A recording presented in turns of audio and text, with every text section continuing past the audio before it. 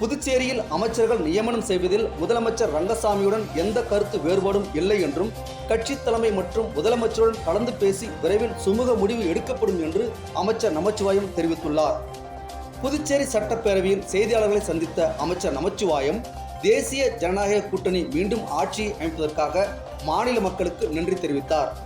கடந்த 2021 முதல் 2026 வரை முதலமைச்சர் ரங்கசாமி தலைமையில் மத்திய அரசின் ஒத்துழைப்புடன் பல்வேறு திட்டங்கள் செயல்படுத்தப்பட்டு மக்கள் நம்பிக்கை பெற்ற அரசாக கூட்டணி திகழ்ந்து வருவதாக அவர் குறிப்பிட்டார்.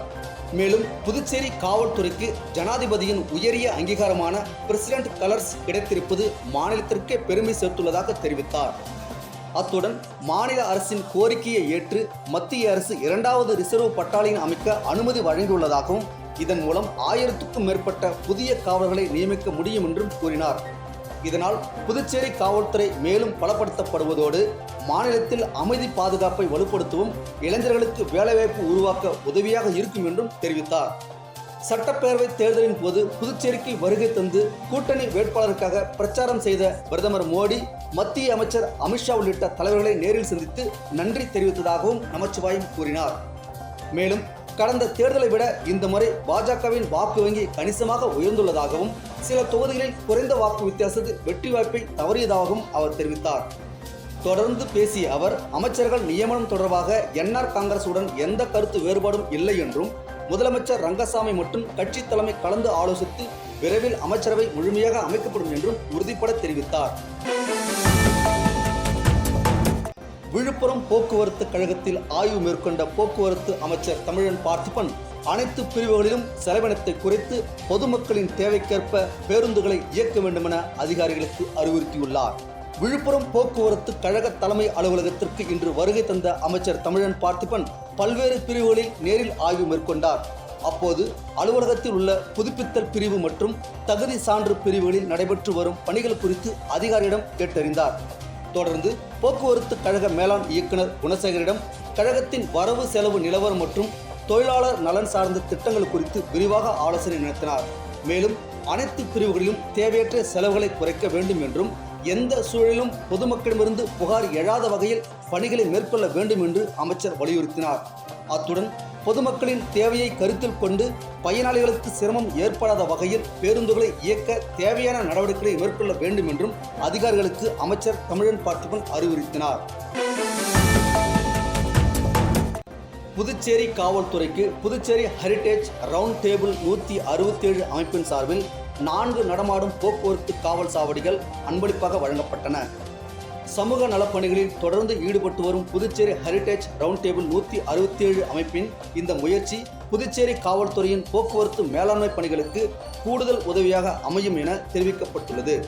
புதுச்சேரி வரலாற்றிலேயே அதிநவீன வடிவமைப்புடன் கூடிய இந்த வகை நடமாடும் காவல் சாவடிகள் அறிமுகப்படுத்தப்படுவது இதுவே முதல் முறையாகும்.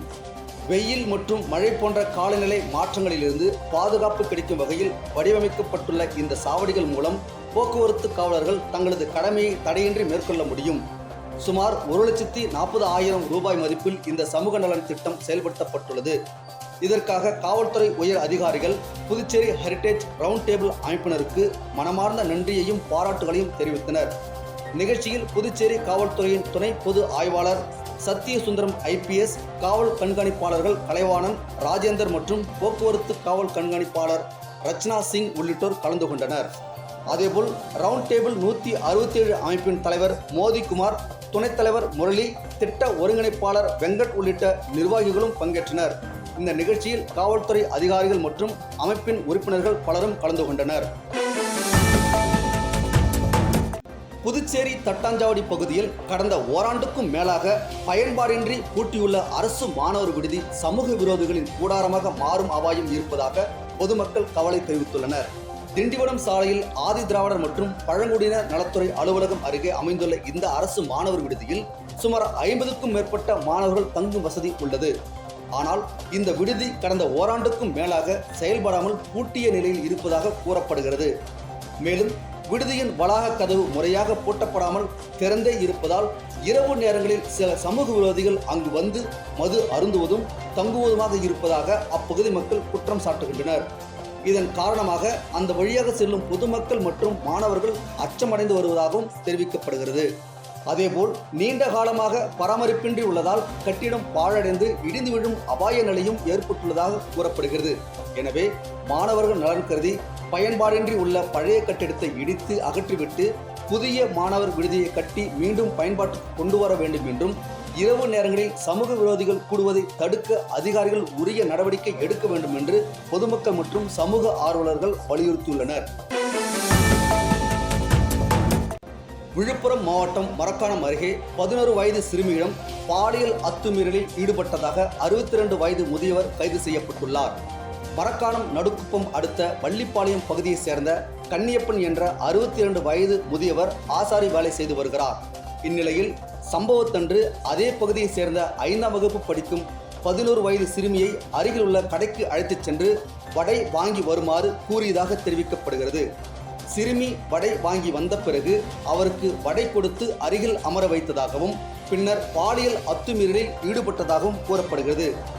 வீட்டிற்கு திரும்பிய சிறுமி நடந்த சம்பவத்தை தனது தாயிடம் தெரிவித்ததை தொடர்ந்து சிறுமியின் தாய் கோட்டக்குப்பம் அனைத்து மகளிர் காவல் நிலையத்தில் புகார் அளித்தார். இந்த புகாரின் பேரில் போலீசார் வழக்கு பதிவு செய்து விசாரணை நடத்தினர். தொடர்ந்து கன்னியப்பனை கைது செய்த போலீசார் அவரிடம் தீவிர விசாரணை நடத்தி வருகின்றனர். 11 வயது சிறுமியிடம் பாலியல் சீண்டலில் ஈடுபட்டதாக முதியவர் கைது செய்யப்பட்ட சம்பவம் அந்த பகுதியில் பெரும் பரபரப்பை ஏற்படுத்தியுள்ளது. புதுச்சேரி லாஸ்பேட்டையில் பயங்கர ஆயுதங்களுடன் பதுங்கியிருந்த 8 ரவுடிகளை போலீசார் கைது செய்து தீவிர விசாரணை நடத்தி வருகின்றனர். லாஸ்பேட்டை காவல் நிலைய பொறுப்பு இன்ஸ்பெக்டர் முத்துக்குமரன் உத்தரவின் பேரில் சப் இன்ஸ்பெக்டர் பாபு தலைமையிலான போலீசார் தீவிர ரோந்து மற்றும் கண்காணிப்பு பணியில் ஈடுபட்டிருந்தனர். அப்போது இடையஞ்சாவடி சாலையில் உள்ள தனியார் பள்ளி அருகே கத்தி உள்ளிட்ட பயங்கர ஆயுதங்களுடன் ஒரு கும்பல் பதுங்கி இருப்பதாக போலீசாருக்கு ரகசிய தகவல் கிடைத்தது. இதையடுத்து சம்பவ இடத்திற்கு விரைந்து சென்ற போலீசாரை கண்டு தப்பியோட முயன்ற 8 பேரை சுற்றி வளைத்து கைது செய்தனர். விசாரணையில் கைது செய்யப்பட்டவர்கள் லாஸ்பேட்டை பகுதியைச் சேர்ந்த விக்கி என்ற விக்னேஸ்வரன், குஸ்கா பாஸ்கர், ரைஸ் அகிலன் உள்ளிட்ட ரவுடிகள் என்பது தெரிய வந்துள்ளது. மேலும் அவர்கள் மீது கொள்ளை முயற்சி உள்ளிட்ட பல்வேறு வழக்குகள் நிலுவையில் இருப்பதாகவும் ரவுடி ஜெகனின் கூட்டாளிகள் என்றும் போலீசாரால் தெரிவிக்கப்பட்டனர். அவரிடமிருந்து 8 கத்திகள், 5 செல்போன்கள் மற்றும் 2 இருசக்கர வாகனங்கள் பறிமுதல் செய்யப்பட்டன. சமீபத்தில் கருடிக்குப்பம் பகுதியைச் சேர்ந்த இவர்களது நண்பர் ராஜன் என்ற பவளராஜ் கொலை செய்யப்பட்ட நிலையில் அதற்கு பழிக்கு பழி வாங்கும் நோக்கத்தில் யாரையாவது தாக்க திட்டமிட்டிருந்தார்களா அல்லது வழிபறிக்காக பதுங்கியிருந்தார்களா என்ற கோணத்தில் போலீசார் விசாரணை நடத்தி வருகின்றனர். இதற்காக கைது செய்யப்பட்டவர்களை மீண்டும் போலீஸ் காவலில் எடுத்து விசாரிக்க நடவடிக்கை எடுக்கப்பட உள்ளதாக தகவல்கள் வெளியாகியுள்ளன. புதுச்சேரியில் தொடர்ந்து அதிகரித்து வரும் டெம்போ வாகன விபத்துகளை கட்டுப்படுத்த போக்குவரத்து துறை தீவிர கண்காணிப்பு மேற்கொள்ள வேண்டும் என்று பொதுமக்கள் கோரிக்கை விடுத்துள்ளனர். புதுச்சேரி வழுதாவூர் சாலையில் சென்ற டெம்போ வாகனம் சாலையில் இருந்த சிறிய பள்ளத்தில் இறங்கிய போது அதன் முன்சக்கரம் திடீரென பழுதடைந்ததால் விபத்து ஏற்பட்டது. இந்த விபத்தில் டெம்போவில் பயணம் செய்த சிலர் காயமடைந்ததாக தகவல் வெளியாகியுள்ளது. புதுச்சேரி மாநிலத்தில் சுற்றுலா பயணிகள் அதிக அளவில் வருவதால் குறுகிய தூர போக்குவரத்திற்காக டெம்போ வாகனங்கள் அதிகமாக இயக்கப்பட்டு வருகின்றன. ஆனால் போக்குவரத்து துறை சார்பில் வாகனங்கள் முறையாக கண்காணிக்கப்படவில்லை என்றும் பழைய மற்றும் பராமரிப்பு குறைவான டெம்போக்கள் தொடர்ந்து இயக்கப்படுவதாகவும் பொதுமக்கள் குற்றம் சாட்டுகின்றனர். சிறிய பள்ளங்களில் கூட வாகனங்கள் இறங்கும் போது விபத்துக்கள் ஏற்படும் நிலை இருப்பதாகவும் இதுபோன்ற டெம்போ விபத்துகள் பல்வேறு இடங்களில் அடிக்கடி நடைபெற்று வருவதாகவும் கூறப்படுகிறது. எனவே போக்குவரத்து துறையும் போக்குவரத்து காவல்துறையும் இணைந்து டெம்போ வாகனங்களின் தரம், பாதுகாப்பு மற்றும் தொழில்நுட்ப நிலை குறித்து முழுமையான ஆய்வு மேற்கொண்ட பிறகே பயணிகளை ஏற்ற அனுமதி வழங்க வேண்டும் என்று பொதுமக்கள் வலியுறுத்தியுள்ளனர். மேலும் தொடர்ந்து ஏற்படும் விபத்துகளை தடுக்க வாகன தணிக்கைகள் மற்றும் விழிப்புணர்வு நடவடிக்கைகளை தீவிரப்படுத்த வேண்டும் என்ற கோரிக்கையும் எழுந்துள்ளது.